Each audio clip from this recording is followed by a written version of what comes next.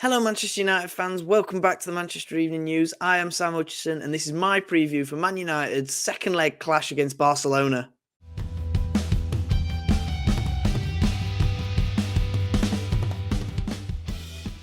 This is a real chance for Man United to claim another major scalp in Ten Hag's debut season, and with a performance that was on show at the Nou Camp in the reverse fixture, Man United will be really expecting to go there and make this a great game. For Man United's team news, there are no suspensions this time, which means Man United have got a stronger side than they did have in the reverse fixture. Martinez and Sabitzer are both back available after they were serving suspensions in the Europa League. Harry Maguire, Anthony, Eriksen and Van der Beek are all still out, and Anthony Martial is a big doubt. We could see a midfield we haven't yet seen for Manchester United, in Sabitzer joining Casemiro in defensive midfield with Fernandes ahead of them. That's because Fred's really struggled in recent weeks as a starter. For Barcelona, injuries mean that Barca will have a weakened side. Pedri's out as he went off against Manchester United in the reverse fixture, and Gavi's suspended for this game. Ousmane Dembele is also missing, meaning Ansu Fati or Ferran Torres are also likely to come in. Busquets is also likely to be back in the side after missing the first leg through injury, although he may not start as he was only on the bench against Cadiz at the weekend. One thing Ten Hag will have to think about is the cup final versus Newcastle on Sunday afternoon, which gives Man United the first chance to win a trophy since 2017, which was incidentally the Europa League. This would also be the first trophy of the Erik Ten Hag era, which is a decent start to life at Manchester United. A recent change to the European rules means that the away goals now do not count for anything extra over the home goals that teams have scored.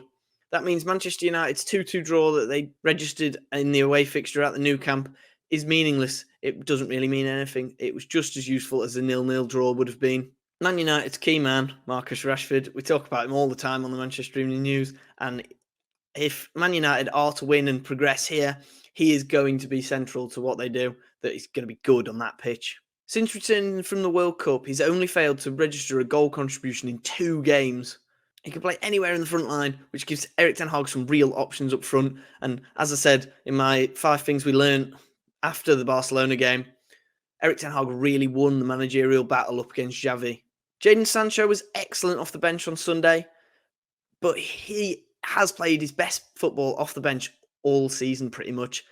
The problem for Erik Ten Hag there is that so is Alejandro Garnacho. They're both better off the bench, but one of them will have to start most likely, and it's up in the air who that'll be. So, time for a predicted lineup. I'd go for David De Gea in net, Diogo Dalot, Varane and Martinez, with Martinez returning from suspension, Luke Shaw at left back, Casemiro, Sabitzer and Fernandes in midfield, and then up front, I'd go Rashford with Weghorst, who has been quietly fantastic in recent weeks for Manchester United, and then I'd go for Alejandro Garnacho on the left. As for a score prediction, I think it'll be 2-1, but this game will go to extra time, and Man United will nick it in extra time. What do you think might happen at the game? Make sure to let us know in the comments. Like and subscribe to the Manchester Evening News. Keep it locked to the Manchester Evening News for any more Manchester United updates. See you next time.